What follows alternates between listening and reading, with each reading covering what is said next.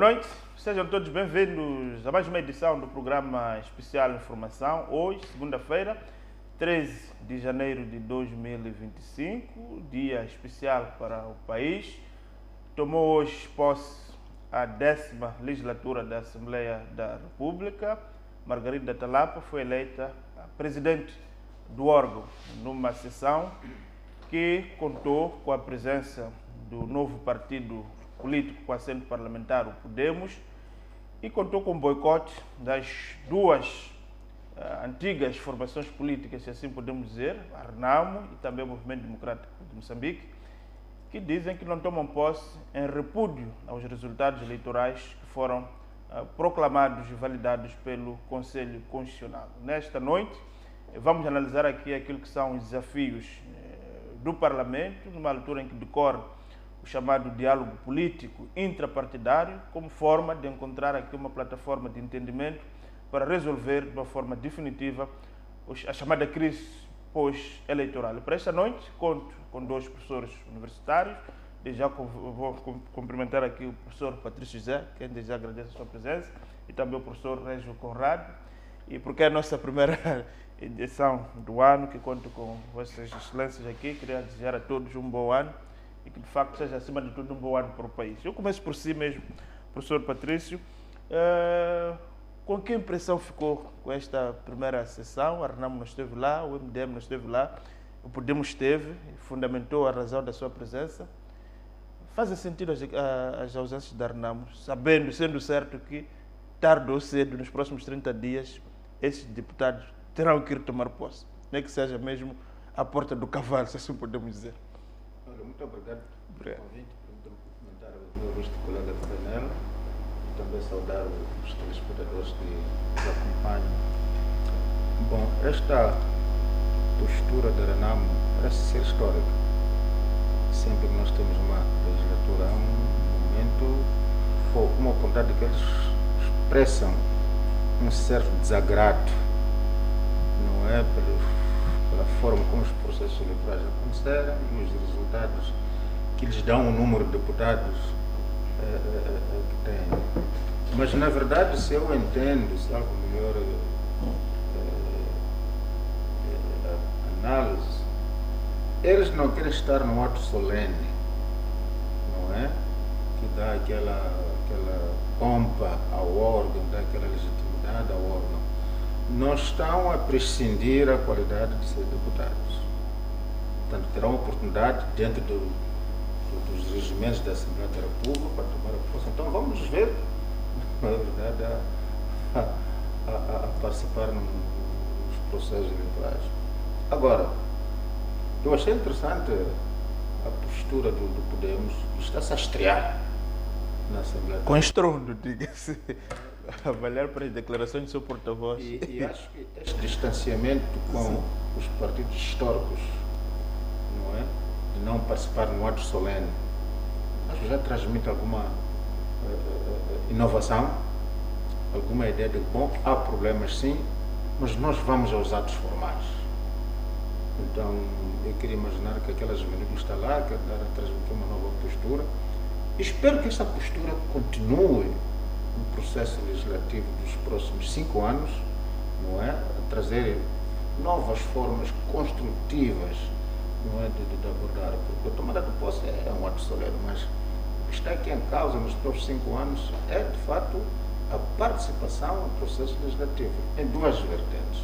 A primeira é a iniciativa de lei, que como deputados, como bancada, tem. Nós esperamos que, nesta legislatura, os deputados tenham um pouco mais de iniciativa de lei e não depender exclusivamente das leis propostas pelo governo.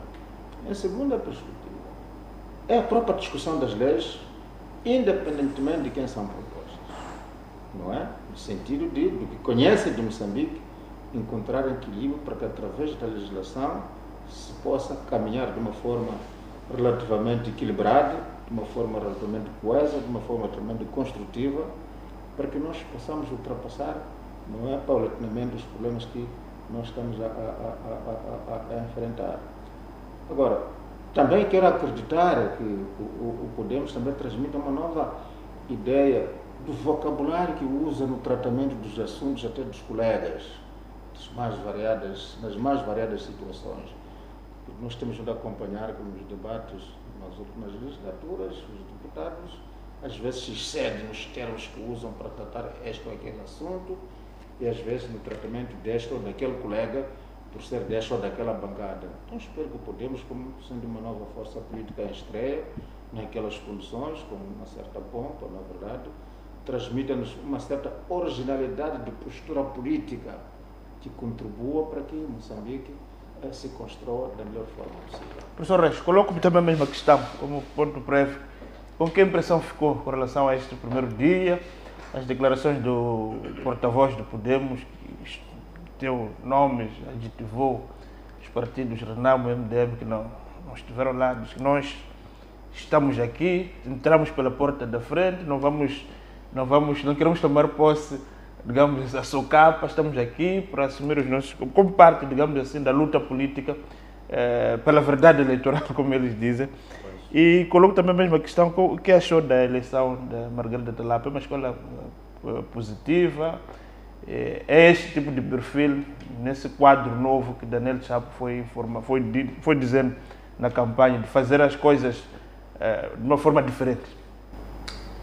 Primeiro queria agradecer pelo convite e também saudar ao discípulo professor Patrício José.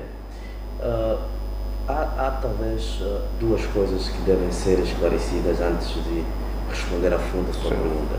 A primeira, é preciso compreender que o processo de construção, consolidação e estruturação do campo político obedece a princípios e regras.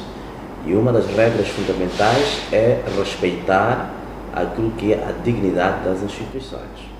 Os partidos políticos, mesmo se vir os trabalhos sobre os partidos políticos, vai entender que uma das suas funções é, de facto, produzirem uma concepção articulada sobre o valor das instituições.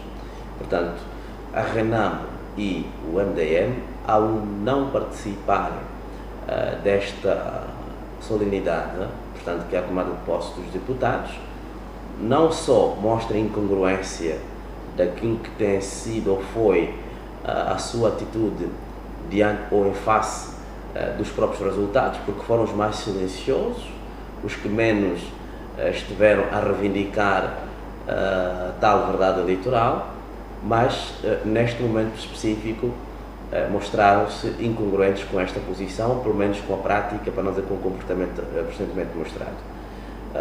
A segunda coisa que eu queria dizer é também dizer que o comportamento da Renamo e do MDM não só não representam, portanto, uma novidade, mas também mostra que estes dois partidos não estão profundamente focados naquilo que é o problema de fundo.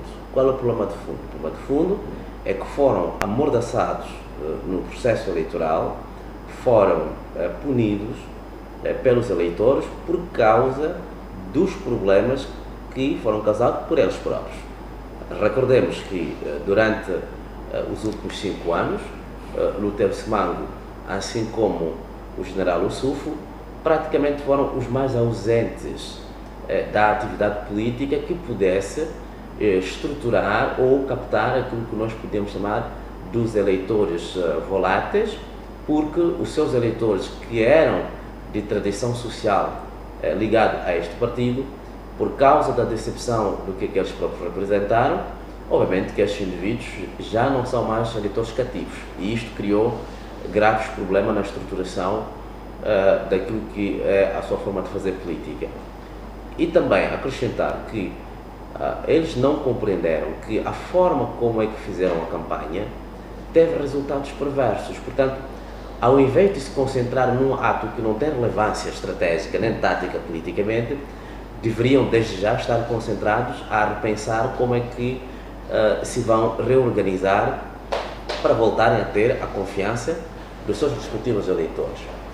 Em resumo, isto mostra que estes dois partidos praticamente perderam as estribeiras todas e, em bom rigor, estes dois partidos ainda não se aperceberam que a sociedade está praticamente indiferente aos seus atos. Veja que o facto de não terem participado na tomada de posse, a sociedade vê como um ato cosmético, porque de facto, se olhar muito bem, nos próximos 30 dias, como rege o próprio regimento da Assembleia da República, eles vão tomar, portanto, posse. Nós sabemos que há até problemas de ordem estomacal, que muitos não se vê em nenhuma circunstância a abandonar a posição de deputados. Então, é um ato que, em bom rigor, não tem relevância nenhuma. A atitude, como disse o professor Patrício José, do Podemos, já mostra uma desconstrução da cultura política que era prática dos dois ditos partidos tradicionais. É preciso entender que estes dois partidos socialmente praticamente ficaram despedaçados e que, na sequência disso, o Podemos, ao tomar posse, mostra que tem um entendimento diferente do que é que significa fazer política. E nessa linha, eu penso que o Podemos inspira-se de forma apoteótica daquilo que tem sido a prática da própria Frelimo, que nunca, em nenhuma circunstância, já veio ao público dizer que não vai tomar posse. Porque, muitas vezes, é preciso entender que nós temos que passar de uma política que é feita por gente analfabeta, politicamente falando, quer dizer, gente que não compreende que tem responsabilidades com os seus eleitores, que devem dignificar os seus eleitores, devem dignificar a República, devem dignificar a nação, devem dignificar o Estado moçambicano.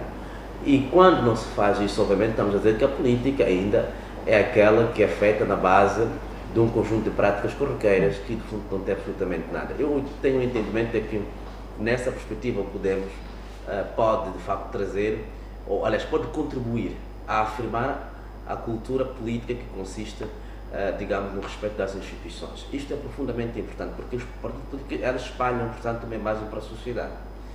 E, em relação às escolhas, não vou fazer nenhum comentário sobre o que disse o tal porta-voz do Podemos, por ser profundamente irrelevante. Subentendo que é uma opinião do partido. O que me interessa a mim, no fundo, é fazer um comentário sobre aquilo que foi a imagem que se apresentou na Assembleia da República. Eu penso que houve um entendimento das duas bancadas de que o ponto focal do seu trabalho é, de facto, respeitar ou defender aquilo que são os interesses dos moçambicanos. Mesmo que hajam contradições em termos de método, de percepção, de interpretação desses problemas, mas o fundo é preciso que encontrem, digamos, uma base comum, sobre a qual podem trabalhar para contribuir, portanto, aquilo que é o interesse dos moçambicanos. Sobre as escolhas internas dos partidos, é preciso entender que a política, ela, em Moçambique, muita gente acha que compreende política, mas aquilo que eu sei de política, até porque quando ensinamos a política, uma das características da política é que ela em nenhuma circunstância produz certeza ou dados que são lisíveis para todos e em todos os momentos. Se a Talapa chegou àquela posição, para um partido que tem a maturidade que tem, é provável que no interior dos jogos políticos que foram sendo produzidos e articulados, talvez justificassem que fosse ela. Isso responde àquilo que são expectativas de uma parte da sociedade, pode ser que não corresponda, mas pode corresponder a certas dinâmicas internas do partido que muito provavelmente não se poderia fazer diferente. O que é que eu espero disto? Eu espero que a senhora Margarida Talapa ela tenha a capacidade não só de representar o seu partido, que é o Partido Frelimo, mas sobretudo, como disse o presidente Chapo, quando deu a sua entrevista inicial, quando chegava à Assembleia da República, de que pouco importa a natureza dos partidos, mas é necessário que todos nós trabalhemos como moçambicanos para defendermos os interesses dos moçambicanos. Eu penso que é nessa linha que julgo ser mais prudente. Não é uma questão de pessoas. Não nos esqueçamos que quando estamos na Assembleia da República não representamos um círculo eleitoral particular. Representamos o país. Portanto, o deputado da Assembleia da República em Moçambique não é representante de um círculo, mesmo que seja eleito a partir de um círculo eleitoral, mas ele representa o país. E na sequência disso, ela sendo Presidente da Assembleia da República, tem a responsabilidade de produzir harmonia, consensos e, sobretudo, fortificar o espírito de fraternidade entre aqueles que fazem portanto, o Parlamento moçambicano. Coloca a mesma questão, professor. Qual a análise que faz com relação à pessoa da doutora Margarida Talapa? É uma pessoa que tem mais ou menos 30 anos na alta roda da política. É preciso recordar que ela já foi vice-chefe da bancada, já foi chefe da bancada, regressa agora já como presidente. Desde 94 ela anda nesses meandros. Acha que Margarida Talapa é a pessoa indicada, digamos assim, para esses novos tempos que Daniel Chapo pretende liderar? Bom, eu penso que esse histórico já é um capital, não é? Viveu um processo, vamos lá dizer, da vida da Assembleia da República nos momentos muito mais difíceis, não é? E essa experiência, eventualmente, seja necessária para a etapa, naturalmente, que estamos a atravessar agora. Mas quero imaginar que também ela deve ter o sentimento de que é de trabalhar em equipe. Ela lidera, mas já toda uma equipa que os membros dessa equipa têm opiniões, têm sentimentos, que vão naturalmente lhe assistir, não só do Partido Frelimo do Parlamento Sénior, mas como também dos outros partidos que também vão estar na Comissão Permanente, penso que é essa feira no Estado. Liderar esta equipa é a grande responsabilidade dela, para que traga, efetivamente, vamos lá dizer, decisões que tornem aquele órgão um órgão de prestígio, um órgão decisor por excelência, não é? Eu quero também acreditar que talvez ela tenha muita responsabilidade nesse sentido, porque eu acho que apesar da Frelimo continuar com uma maioria realmente qualificada para provar, na circunstância que nós estamos a ver neste momento político, acho que pode ter a utilidade de privilegiar consensos, não é? Portanto, consensualizar minimamente determinadas decisões, sobretudo quando formos à revisão da legislação eleitoral, revisão da Constituição. Da própria Constituição, sim. Não é? Então, ela tem que liderar esse processo e transmitir a ideia de que, olha, sabe, somos moçambicanos, a agenda é esta, até fazendo implementação do pensamento que o presidente Chapo disse, não é? Que, olha, independentemente das nossas diferenças político-partidárias, nós temos um Moçambique, nós todos representamos Moçambique, não é? E as inspirações partidárias que tragam contribuição positiva para que daquilo que se vai tomar como decisão, nós todos sejamos relativamente confortáveis, seguros e confiantes de que, agindo nesta plataforma, estamos a construir um Moçambique que queremos que seja benéfico para todos. Mas já que é a questão dos equilíbrios regionais, não acha que terá pesado muito também essa dimensão no sentido aqui? Quero me parecer que até agora o poder já está minimamente distribuído. O Presidente da República, Daniel Chapo da Zona Centro, Margarida está lá para representar um grupo, a região norte, principalmente os Macuas. O que é que isso nos quer dizer, mais ou menos, especulando? São sentimentos que existem. Sim. Não é? São sentimentos que existem.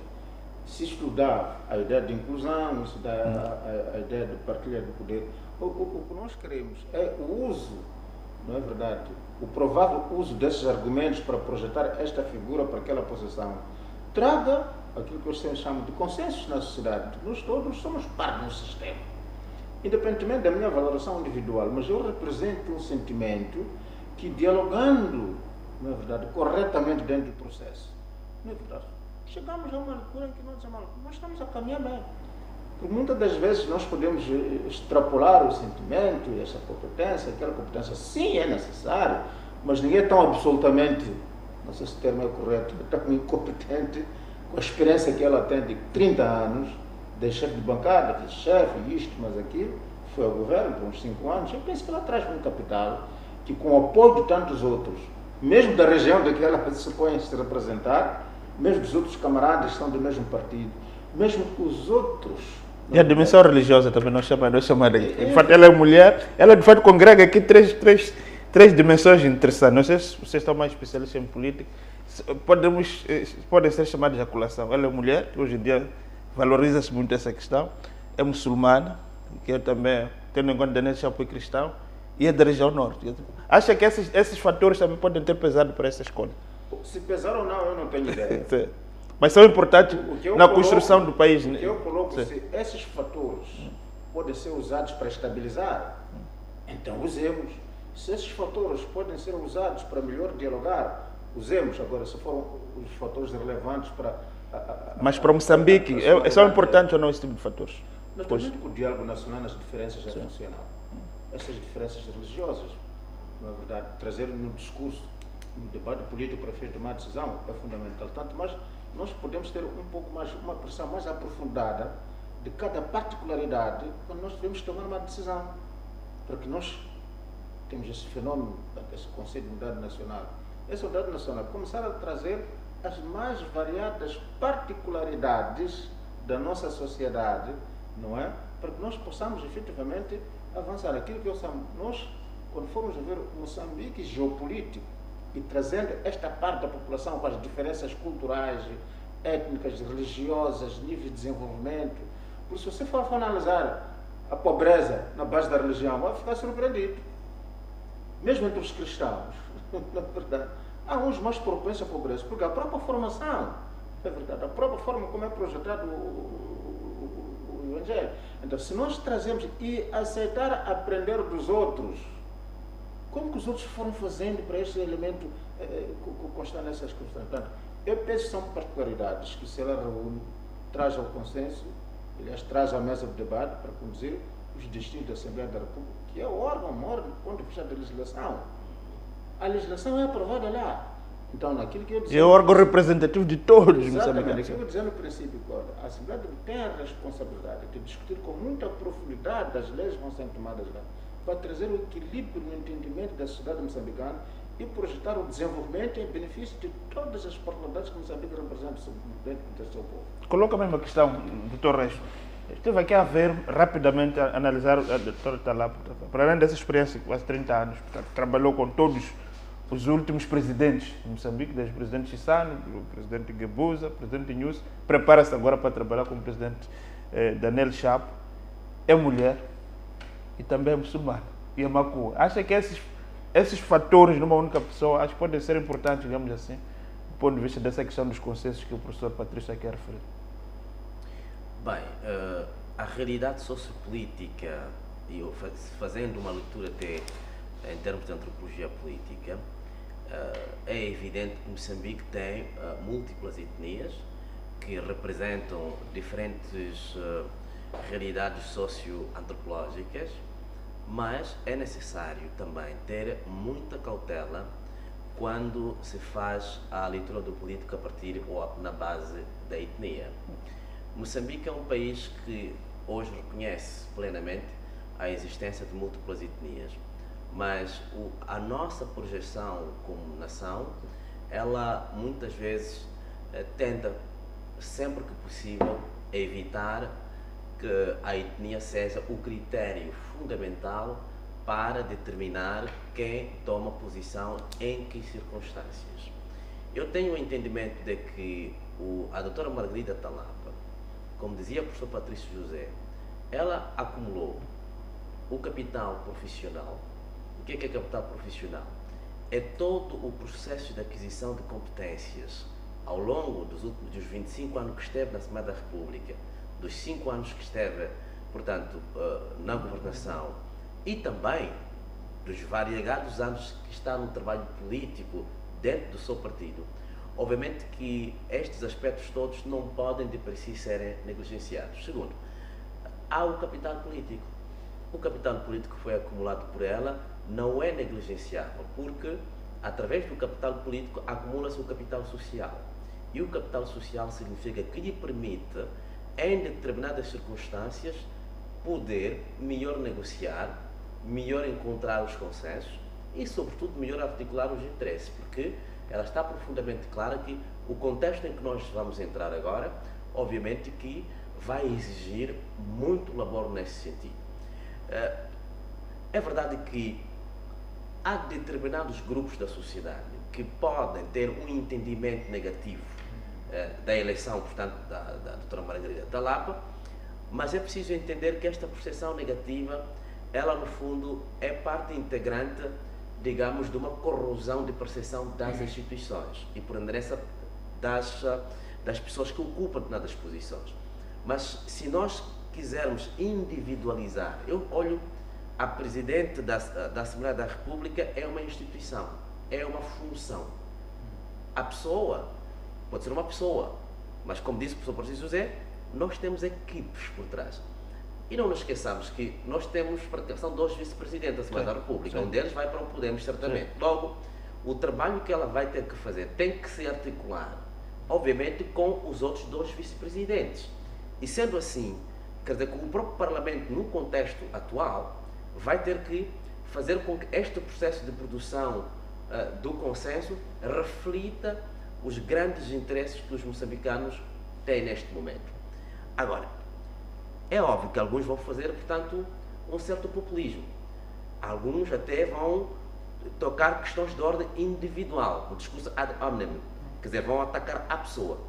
Mas eu, pessoalmente, tenho um desinteresse completo, digamos, para a doutora Margarida Talapa como pessoa, na sua casa, o que ela diz ou deixa de dizer. Isto não é relevante. O que é relevante é, na sua função como Presidente da Assembleia da República, vai ou não laborar para que a nossa Assembleia, de facto, seja legiferantemente produtiva.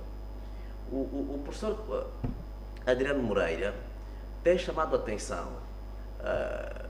sobre a questão de como é que os parlamentos funcionam. Um parlamento, nós não esqueçamos que foi, antes de tudo, uma curias legis, quer dizer, um lugar de consulta do rei. Mas por causa do processo de evolução da sociedade, o parlamento transformou-se num lugar de representação de diferentes grupos sociais.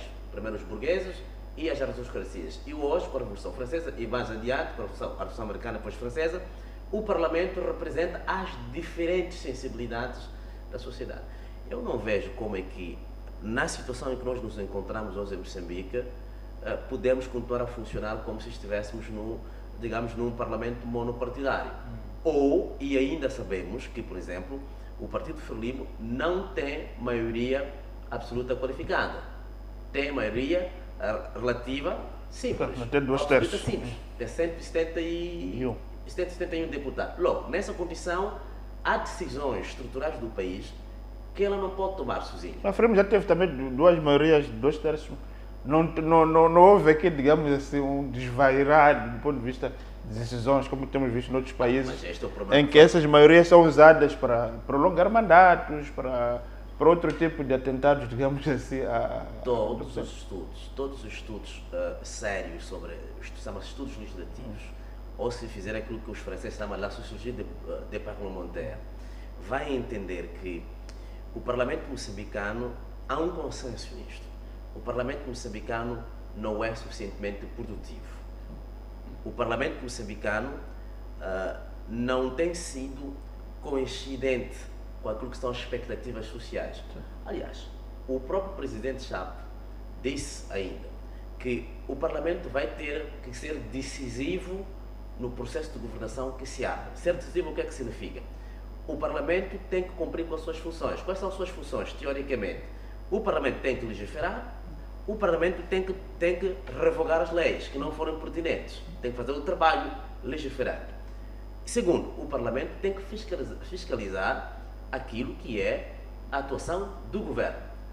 Mas ainda assim, se lermos muito bem o trabalho de Bernard Maná, a crise da democracia representativa, estamos a dizer que o nosso Parlamento ele está distante dos eleitores que foram determinantes para a eleição de cada um dos 250 deputados que perfaz a nossa Assembleia da República. Então significa que tem que haver um trabalho de aproximação e talvez até no debate que nós temos que fazer da revisão, temos que ver se não se pode, por exemplo, rever o modo de eleição dos deputados. Pode ser um debate que tem que ser colocado. Pode não ser necessariamente por listas uninominais, mas podemos encontrar um modelo misto, que ao mesmo tempo protege os partidos, portanto, têm as suas listas, mas os critérios para fazer parte dessa lista podem ser definidos por lei. Então, isto pode ser discutido. Então, o Parlamento que nós temos aqui é um Parlamento que, em parte, não é, digamos, consequência... Aliás, é um Parlamento que precede a crise que nós estamos a passar e, por consequência, esse Parlamento pode corresponder a uma outra época. O que tem que se fazer agora é se repensar profundamente sobre as reformas que o presidente eleito, Daniel Francisco Chapo, foi dizendo. temos que fazer reformas de fundo. Temos que fazer a reforma da composição da CNE, a reforma da natureza da responsabilidade, por exemplo, dos deputados, etc, etc. Então eu acho que nós temos muito trabalho na Assembleia da República. Normalmente as mentes com uma certa tendência à mediocridade têm uma grande paixão, quase que esquizofrénica, para discutir pessoas. E eu tenho muita reserva quanto a esta lógica. Exato. Professor, falamos aqui, o professor Rangel fala aqui de facto da responsabilidade do Parlamento. Não há dúvida que impende sobre o Parlamento uma grande responsabilidade, até porque, se formos a ver, aquilo foram as conclusões do último diálogo intrapartidário entre as forças políticas. O próprio presidente Chapo enumerou uma série de questões que terão que terminar na Assembleia da República. Também falar da revisão constitucional, também falar também da revisão das leis, falar da descentralização e por aí adiante. A questão que tem se colocado nos últimos tempos é que nas últimas legislaturas a qualidade dos parlamentares deixa muito a desejar. Ou seja, o Parlamento transformou-se não num espaço de labor, de trabalho, do ponto de vista de pensar Moçambique, mas numa janela para saudar o presidente do partido, enaltecer o governo, saudar o líder da oposição, e por aí transformou-se numa espécie de um círculo. Quer dizer, como é que nós podemos mudar essa percepção com estes deputados que nós temos hoje? Acha possível ou não? Saudar não é problema. A visão estratégica, a visão diária. Essa é a responsabilidade dos próprios partidos que fazem a candidatura dos seus membros para a função de deputado. Naturalmente que hoje a lei não impõe um perfil que os partidos têm que cumprir. É a responsabilidade interna do partido perceber que, olha, as funções da Assembleia da República são estas e estas. Então, dos membros do nosso partido que devem concorrer para aquela função, têm que reunir estas, aquelas condições. Eu não tenho o perfil de cada um dos deputados dos diferentes partidos, na verdade, mas o desafio está lá. Eventualmente, como dizia aqui o professor, nesta reforma legislativa começa a impor um padrão de qualidade. Qualidade talvez não seja o melhor termo. Um mínimo de perfil que a gente sabe, em função daquelas responsabilidades da Assembleia da República, para discutir matérias desta natureza, nós precisamos que os partidos candidatem dentro dos seus membros, não é? Quadros que reúnam, no mínimo, aquelas condições, sem tirar sempre essa questão da legitimidade, porque há um deputado que tem uma legitimidade, porque ele representa um certo segmento social, que às vezes no debate técnico dos assuntos, ele não tem, ou ela não tem a capacidade técnica de debater, mas ela suscita responsabilidade, preste atenção a isto, preste atenção àquilo. Então, os que tecnicamente sabem fazer, podem fazer. Então, são desafios que nós temos que esperar. Agora, não podemos também diabolizarmos, não é verdade? O que é fundamental é chamarmos a responsabilidade. Olha, na Assembleia da República há isto. Por exemplo, se há dificuldades de hoje da Assembleia da República de discutir, chama a assessoria, estão aqui os professores. Pode consultar. O Parlamento tem, as bancadas têm direito de contratar, como chama, assessores da bancada. Sim, portanto, pode contratar assessoria do ponto de vista técnico, porque tecnicamente se compreende que isto merece esta forma de tratamento. Então depois entra no debate político para se criar esses consensos, uma plataforma para sair. O fundamental não é diabolizarmos as opções já existentes, é encontrar soluções, não é, dentro da sociedade, porque ela está disponível, não é verdade, para a própria Assembleia da República ser assistida técnica e cientificamente pelos mais variados setores da sociedade que estão disponíveis e podemos avançar. Aliás, é uma forma também de inclusão.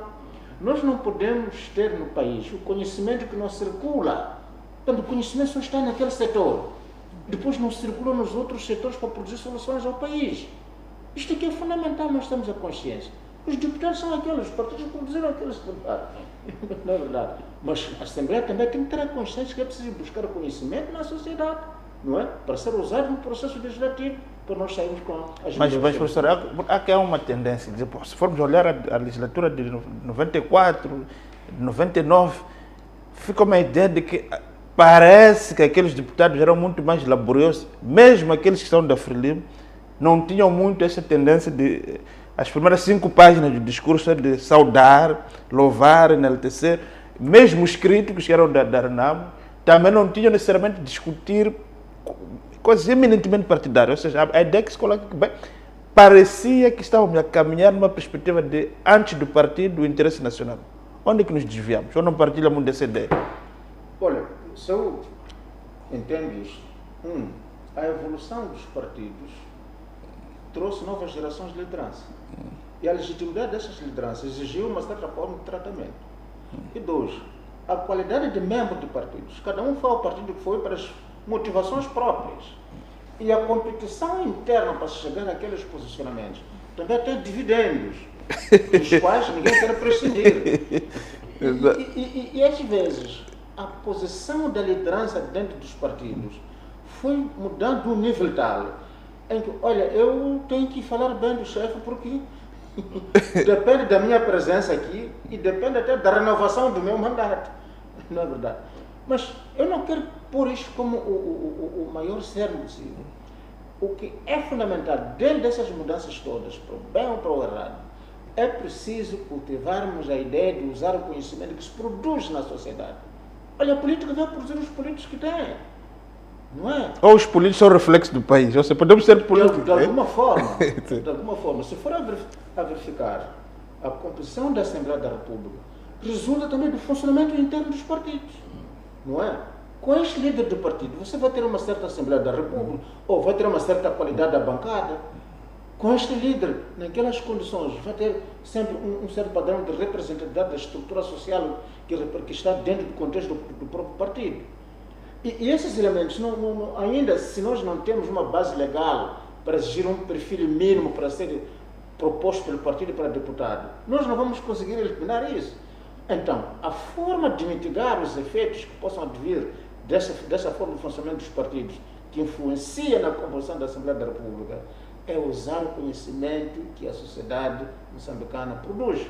Nós temos instituições acadêmicas com conhecimento bastante. Nós temos, sei lá, empresas de consultoria naquela matéria de especialidade.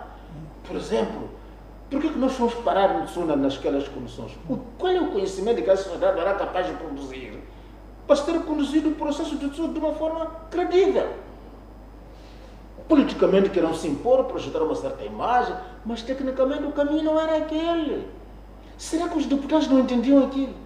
Se não entendiam, por que não pediram um parecer técnico naquelas... Que teria acontecido, nós não estaremos nessa situação.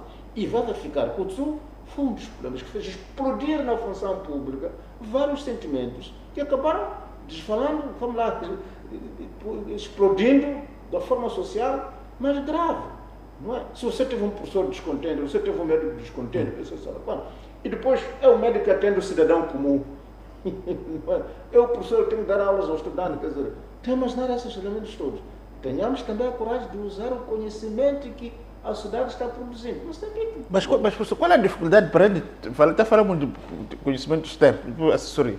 Mas qual é a dificuldade de nós termos essas pessoas dentro desses órgãos? Por exemplo, vou dar aqui um exemplo. Nos últimos 10 anos, por aí, acho que o Parlamento tinha lá professores doutores, nas variáveis bancadas, tanto na Renamo, tanto no MDM, tanto na própria Frelimo.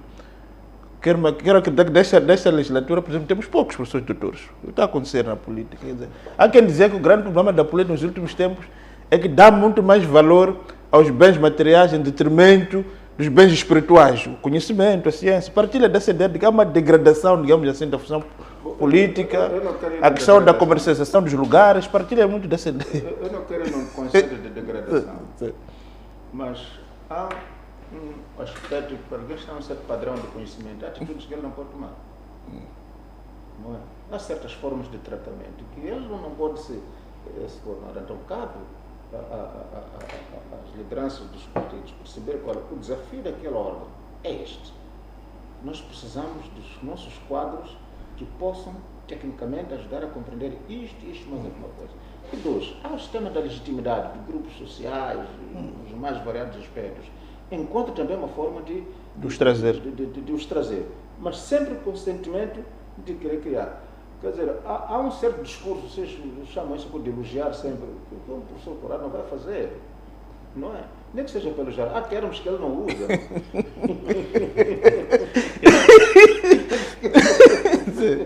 Há um certo tipo de emoções que ele não cria, porque ele está com consciência do impacto que os seus atos têm que produzir para o bem da sociedade. Mas é que ele, para aquilo, até com aqueles aplausos todos, sei lá quando, há aplausos que o professor não vai fazer, por mais agradáveis que supostamente possam não ser.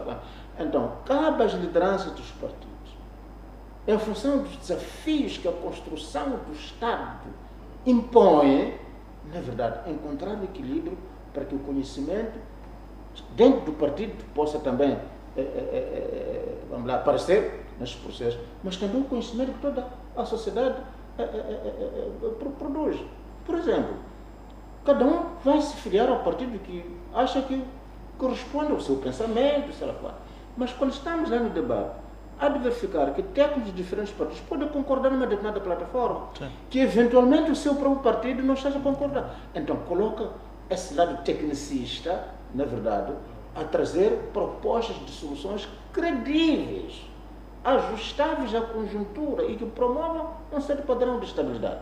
Coloco bem uma questão, professor Reis. Nós estamos aqui a discutir, mas é importante também olhar para essa dimensão, no sentido em que podemos falar que o Parlamento é, em primeiro lugar, um órgão representativo, não há dúvida, mas há uma série de desafios que foram elencados aqui, que eu acho que exigem também um outro padrão, digamos assim, de qualidade do deputado. Até para ter a capacidade de discutir, porque o governo traz a melhor assessoria, torna-se muitas vezes difícil para o parlamentar. Falou aqui o professor a questão da SU, muitos deputados não percebiam muito bem aqueles qualificadores, aqueles coeficientes.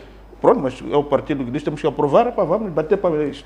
A minha questão é, se formos olhar no passado, há uns 10, 15 anos, tínhamos lá deputados com profissões próprias, professores doutores, e parece que em 2025, em que era suposto, tendo em conta que o país deu um salto qualitativo do ponto de vista de quadros em todas as esferas, esses quadros minguam no Parlamento. Por quê? Bem, é preciso estarmos claros em relação a uma coisa. E vou usar aqui o conceito de Michel Dobry, o conceito de crise. O conceito de crise muitas vezes abre grandes fendas na sociedade que podem ser determinantes para repensar algumas das práticas que eram consideradas como aceitáveis, normais, consolidadas, etc. E não se esqueça que a política, apesar de ser um lugar de grandes incertezas e de grandes tensões permanentes, a política também produz hábitos, no sentido bordosiano, ou seja, aquelas disposições mineralizadas, consolidadas na sociedade. Eu acho que em Moçambique, em parte, a nossa política foi um pouco para isso. E eu recordo aqui que este Parlamento que está aqui, foi decidido antes da crise dita pós-eleitoral, que no fundo não é uma crise pós-eleitoral, é uma crise social cujo pretexto está à volta das questões ligadas aos resultados eleitorais. É muito mais profunda do que isso. Se olhar nesta perspectiva, eu também quero chamar a atenção que o trabalho parlamentar é também um processo de aquisição de competências. Nós podemos entender que, neste momento, depois desta crise, está a ficar evidente que a sociedade está a exigir pessoas competentes na Assembleia da República, está a exigir pessoas competentes no governo, está a exigir pessoas formadas para poder integrar os diferentes órgãos de tomada de decisão. Esta é uma parte, é uma exigência da sociedade. Mas também a sociedade está a exigir que determinadas mediocridades que durante muito tempo foram sendo vistas como normais, hoje já não são mais aceitáveis. Por quê? Porque a sociedade, intelectualmente, ela transitou, ela evoluiu, ela tem uma certa lógica, tem uma certa lente de leitura do fenómeno. O nosso Parlamento tem um duplo problema. Tem o problema dos que compõem, portanto, o Parlamento, portanto, dos próprios deputados, mas ao mesmo tempo, e muito bem foi dito aqui pelo professor Patrício, que desenvolveu bastante, temos um problema daqueles que fazem o Parlamento. O deputado não é o único que faz o Parlamento. Quem faz o Parlamento é o deputado, são os assessores, são os conselheiros, não é? E há uma coisa que chama-se outsourcing do trabalho parlamentar, que é feito, na verdade, por outras nações fora do Parlamento, mas esta dupla dimensão, no nosso Parlamento particularmente, não é tão visível quanto seria provavelmente o mais necessário. Mas é preciso entender, Moçambique tem 30 anos de, digamos, de liberalização política e, tecnicamente, muitos preferem chamar de democratização. Os dois aspectos andam em simultâneo.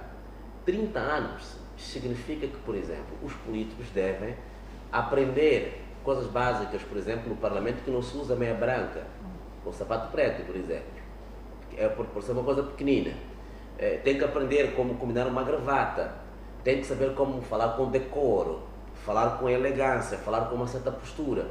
Estas coisas todas, é preciso não entender que a nossa sociedade, em bom rigor, ela é estruturalmente campestre.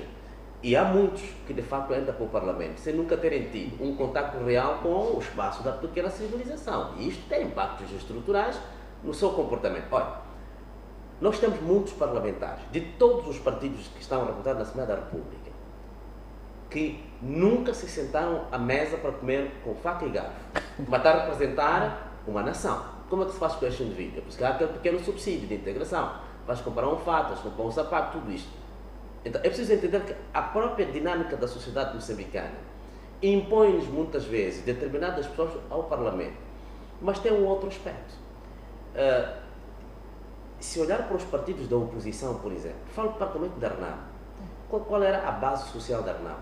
Quem eram os membros da RNAM? A RNAM só começou a ter licenciados de facto quando o Presidente Jacama mandou, portanto, o Fernando Mazanga para cooptar uma parte dos ditos intelectuais que tinham uma certa tendência para a RNAM, porque ele entendeu a desgraça no seu próprio interior. Mas o resultado disso também foi mau, porque não se produziu absolutamente nada. Em relação ao Partido Frelimo, a vantagem é que a Frelimo é um corpo social total, que tem uma penetração em todos os estratos da sociedade e consegue ter um pouco mais, digamos, de capacidade. É por isso que o que é mais ativo não é necessariamente o Parlamento, mas é o Governo. Se vir a qualidade do trabalho governamental em Moçambique, é muito mais profundo do que o trabalho dos deputados ou de alguns deputados do Parlamento. Se olhar muito bem, até hoje, sobretudo com o Presidente Gabusa, até o Presidente Gabusa, para ser ministro, era preciso de facto ter algumas características, sobretudo em alguns setores. Noutros havia algumas coisas que não eram tão positivas. Aliás, o professor Patrício José foi vice-ministro da Defesa, se lugar. Portanto, foram levar um antigo reitor da Universidade de Joaquim Sanoos e Giranti, portanto, tem o seu doutoramento, foi dar a sua contribuição, porque era especialista das matérias de segurança. Conhece a segurança, sabe o que é a segurança, ensina a segurança, trabalha sobre essas matérias. Esta cultura da meritocracia como critério de seleção das elites é fundamental. Em Moçambique nós temos um grave problema. Nós temos que perceber que nós temos que ter elites. Nós temos que sair desta, digamos, dessa misoginia social, de pensar que nós ter elites no país é um problema. Não. O Parlamento tem que ter elites. Tem que haver tradição de elitização do Parlamento. Depois podemos ter 5%, 3%, deixamos para os grupos como os camponeses, operários e outras coisas, que não, o seu trabalho não é tanto técnico, mas é representar as sensibilidades políticas e sociais daqueles grupos particulares. Isto é fundamental. Nós temos que ter na política nacional, os que fazem política, devem ser pessoas que têm uma certa formação intelectual, uma formação académica. Vai olhar, portanto, quem são os políticos, por exemplo, num país como a França, como os Estados Unidos, como a Inglaterra. Não é qualquer indivíduo. Quer dizer, se tu não passaste por alguma grande escola, como é que tu queres fazer política? Podes fazer dentro do partido, mas o partido tem que ter critério de seleção para que as suas elites possam representar no Parlamento e nos diferentes órgãos do exercício do poder, no nosso Parlamento. Então, o nosso Parlamento, neste momento, reflete parte da erosão, da reflexão aprofundada sobre como é que os partidos devem se adaptar à nova sociedade. Então, não havendo esta conexão, nós temos alguns problemas. Por isso que eu disse, eu não acredito que em 2029, por exemplo, nós possamos voltar a ter o mesmo perfil que nós temos agora. Porque seria insustentável. Nós seremos obrigados, digamos, pela força da história, a ter gente altamente competente no Parlamento. Veja bem, o Partido Frelimo fez uma grande transição neste momento de crise. Aqueles que chama de leshbot, que são os ditos lambebot, os ditos viva, etc. por aí fora. Neste momento de grande crise, a Frelimo foi obrigada a abandonar em parte esses indivíduos, a ter que solicitar para repensar a situação e reposicionar-se através de pessoas que provavelmente têm alguma capacidade. Quer dizer, que internamente o Partido Frelimo tem um entendimento, estando fora, que eles estão a fazer, portanto, um trabalho que é profundamente interessante. E nós estamos a constatar que isto vai ser uma obrigatoriedade da sociedade. Não há nenhuma sociedade que evolua rapidamente de 1.0 para 1.30. Quem eram os parlamentares depois da Revolução Francesa? Muitos deles, o terceiro Estado. Havia muitos camponeses, muitos campestres, muitos analfabetos e outras coisas que estavam ali. Mas se for ao Parlamento francês hoje, passados aproximadamente 300 anos, há uma mudança. Nós temos que aceitar que nós viemos de um país que, do ponto de vista da aprendizagem democrática, ainda estamos longe. Mas já é tempo de tomar decisões muito firmes. Há pessoas que já não podem estar no Parlamento. Por exemplo, nós temos as comissões. E já não podemos ter uma simples professora do 12º ano a dirigir uma comissão. Porquê? Se este país nós temos quadros, temos pessoas competentes, porquê que a lógica dos assessores, qual é o critério que é usado para a seleção desses assessores? Quais são os critérios? Para as diferentes comissões da nossa... Muitas vezes também são do clientelismo, muitas vezes. Vamos ver, é primo, sobrinho, é membro do partido, vai ser assessor parlamentar. Pode ser isto. O que eu sei, pelo menos, é que, portanto, o único trabalho que eu fiz sobre o Parlamento, portanto, o artigo que eu escrevi, é sobre a produção legislativa. Agora, sobre a economia política interna da seleção das pessoas, eu não tenho muito conhecimento, até porque nem conheço, portanto, as pessoas. Mas esse é um trabalho que seria bom fazer. Para dizer, por exemplo, como é que determinados indivíduos que são assessores das bancadas ou das diferentes comissões chegam àquela posição. Se, por exemplo, lança-se um concurso público para dizer que, olha, o critério, nós queremos uma licenciatura em Relações Internacionais, uma licenciatura, por exemplo, em Administração Pública. Os funcionários do Parlamento têm esse critério do concurso, mas os assessores das bancadas, o critério de fato é subjetivo, é do partido. Mas vai-se para ver o que o professor Patrício disse, que os partidos definam rigorosamente. Aliás, há uma discussão muito grande, parece-me, dentro do próprio Partido Frelimo, sobre critérios e perfil de quem tem que ser membro do partido. Por exemplo, há uma discussão que está sendo recolocada. Não é nova, já tivemos em 75. Tinha critérios claros. E, portanto, o princípio da probidade, da ética, da seriedade, de não ser chiconhoca, etc. Por exemplo, tudo isto eram critérios que estavam lá. Por que nós abandonamos? Será que nós não podemos recuperar algum desses critérios? Não, podemos recuperar. Por exemplo, um indivíduo não probo não pode, em nenhuma circunstância, fazer parte dos órgãos do partido. Um indivíduo cujas competências intelectuais e técnicas não lhe fazem ou não lhe permitem, por exemplo, ser secretário-geral, não pode ser secretário-geral. Pode ocupar uma outra função, cujas exigências são mínimas. Há muito disto. Desde no aparelho do Estado há lugares que as pessoas podem ser colocadas, mas que a exigência psíquica ou mental ou intelectual é mínima. Nós temos que saber disso. Tu não vais colocar alguém no Ministério das Finanças que não entende de finanças. Mas se for por essa via, professor Reis, é aqui estamos aqui a falar as comissões de trabalho da Assembleia. Podemos encontrar, por exemplo, uma comissão de plano e finanças, por exemplo. Que os membros estão lá, não são economistas, não são financeiros, não são juristas. A questão, no fundo, é essa. Estamos aqui a questão, como é que nós transformamos, de fato, para o Parlamento ter a capacidade de discutir tal com o governo, sem descurar desse critério de representatividade. Acho que temos que caminhar mais para aí. A questão da meritocracia. Estamos bem a terminar, eu gostava mesmo de se calhar passava para o professor Patrício. Também coloca a sua questão. Para além do critério da representatividade, a questão da meritocracia, acha que é importante ou não no exercício de funções políticas, não só parlamentares, mas no quadro geral daquilo que Daniel Chapo fala de fazer as coisas de uma forma diferente? Já é jeito de conclusões mesmo. Sim. É fundamental. Verifica só. É preciso também termos como é que essa geração, nessas condições, qual é o seu sentido do poder? Você pode ter um bom assessor, mas quando você não é assessorável, você até pode considerar assessor um assistente. Não é? Porque você não tem capacidade de compreender as recomendações. Há momentos em que você, quando ele fala, é para ele ajudar, o assessor ajudar a encontrar argumentos daquilo que você quer fazer. E não consigo debater em uma grande profundidade, hoje preste atenção a isto, aquilo, etc, etc. Então, há aqui, primeiro, o próprio mecanismo de tomada de decisão dentro dos partidos. Olha, o professor aqui dizia, a cidade moçambicana já é razoavelmente estudada. Não é? Hoje, a governação é muito desafiada, por tudo que você faz, toda a gente acompanha, interpreta e verifica, por exemplo. Nós temos jovens formados, muitos deles bem formados, que estão no desemprego. E é por isso que às vezes o crime tem intelectuais. Então você não pode ter gente que combate o crime com menos intelectualidade do que o crime foi recrutado. Então, este aqui é o elemento fundamental, que é para perceber que a dinâmica de governação tem que estar ajustada ao nível de desenvolvimento dessa sociedade. Não é?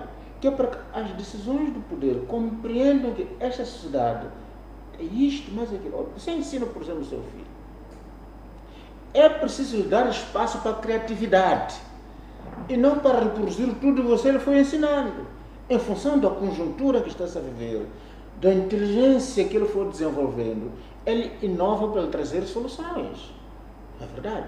Então, este é o elemento fundamental. Então, o que eu dizia sempre, isto começa sempre dentro do funcionamento dos partidos, que é para dentro dos partidos haver consensos como avançar. Vai verificar, por exemplo, as eleições internas nos partidos, prefeitos de candidatura para a Assembleia da República. Aquilo tem uma dinâmica própria. Há orientações de um canto, na verdade, para determinados membros passar, mas um determinado perfil de membros passar. Mas que às vezes não é compatível com o perfil que será necessário, não é, para na Assembleia da República tomar essas decisões. De tal sorte que pode-se até compor lá a comissão desta aquela natureza. Eles vão chamar um assessor. O assessor tem que ser compreendido.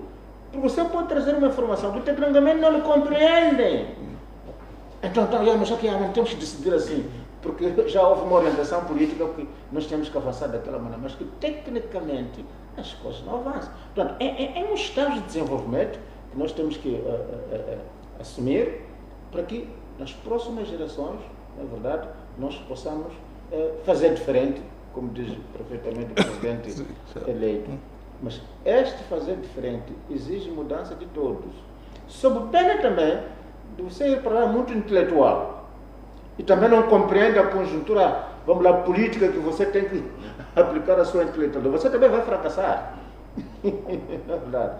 A intelectualidade tem que ajudar também a compreender a dinâmica da sociedade e você também ter a humildade suficiente de trazer aquelas sensibilidades que é para você melhor formular as propostas daquilo que deve ser a solução. Porque muitas das vezes você pode estar muito bem correto, mas se você não é compreendido como correto, não vai ter sucesso. E dois, você pode ser muito correto a tomar aquela decisão, mas para efeitos de implementação daquela decisão correta, exigem-se outros conhecimentos para a sua decisão ser ouvida e compreendida. Está a perceber? Vai, por exemplo, para uma zona. Há um exemplo muito simples. Há zonas aqui no país que comer caracol é problema. Mas caracol é bastante nutritivo. Vamos imaginar que um nutricionista traz aqui para o caracol tem uma utilidade X, Y para o organismo. Vamos comercializar o caracol. Quem não vai comer? Então, precisa também ter antropólogos, sociólogos, que vão lhe ensinar como dialogar com aquelas populações, para trazer aquela inovação que é útil para a vida das pessoas. O que eu defendo sempre, não podemos ter conhecimentos que não circulam entre nós. Isto é fundamental. Isto é fundamental. Isso vai nos ajudar, na verdade, a ultrapassar vários problemas.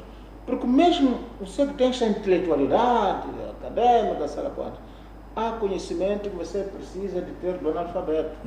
Que ele foi construindo pela vida, para dizer, sabe, esta forma não podemos fazer assim, esta não podemos não fazer assim. Portanto, a sociedade tem que ser dialogante. Nesse diálogo, nós trocamos informação, vamos partilhar conhecimento e vamos caminhar conjuntamente. Professor Reis, também estou para fechar também. Eu queria talvez insistir sobre um aspecto que foi trazido aqui pelo professor Patrício, que é preciso entender que há a sensibilidade política e existe, entre aspas, sensibilidade ou rigor académico.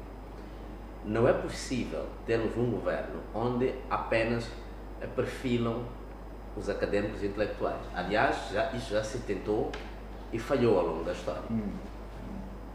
Os indivíduos que têm a sensibilidade política, eles compreendem às vezes o coração do povo. Podem não ter a capacidade de traduzir isso tecnicamente. Então tem que haver esse trabalho conjunto. É por essa razão, no Bureau Político, portanto, do Partido Comunista da União Soviética, Stalin, tinha os burocratas, os intelectuais, que eram colocados num bunker para trazerem as soluções técnicas.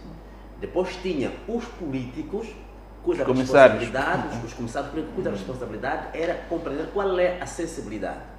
Então, isto tem que ser trazido. Agora, todos os contextos em que só são os políticos, muitas vezes não muito competentes que governam, o desastre é evidente, por uma razão muito simples. É que num contexto atual, por exemplo, não se vai resolver, suponhamos uma crise social como a que nós temos hoje, com meros discursos políticos, uma sensibilidade política, não. Você tem que desenhar políticas de incitação ao emprego, políticas de integração social, tem que desenhar políticas de incitação ao investimento. Estas coisas não são feitas por um indivíduo que tem sensibilidade política. Então, eu acho que é preciso não haver o que a gente chama de arrogância acadêmico-intelectual. Não. Mas é preciso que haja uma co-humildade, uma co-construção entre as partes. E termino mesmo dizendo que o princípio da meritocracia foi a bandeira do Daniel Francisco Chaves. E eu espero que este princípio da meritocracia ela seja de facto implementada, porque ela vai ter dois resultados positivos. O primeiro grande resultado é que a sociedade vai compreender que quem me governa não só tem a legitimidade porque foi nomeado, mas tem a legitimidade porque tem conhecimento técnico profissional. Vou dar um exemplo, o Dr. Maliano. Quem que questiona o Dr. Maliano? Mas poucas pessoas questionam, porque ele é tecnicamente bom. Mas há determinados indivíduos que até dentro dos seus respectivos partidos são questionados porque compreende-se que as suas capacidades estão aquém do que seria necessário. Então temos que arranjar mecanismos de ultrapassar isto com a inteligência política necessária, para não criar clivagens que depois não são sustentáveis. Exato. Muito obrigado. Queria agradecer aos dois, o professor Patrício José, também o professor Régio, e também a si, caro telespectador, que nos acompanhou ao longo deste debate. Nós voltamos amanhã para fazer também uma antevisão daquilo que poderá ser o discurso de posse de Daniel Francisco Chapo como presidente da República. Boa noite, até a próxima.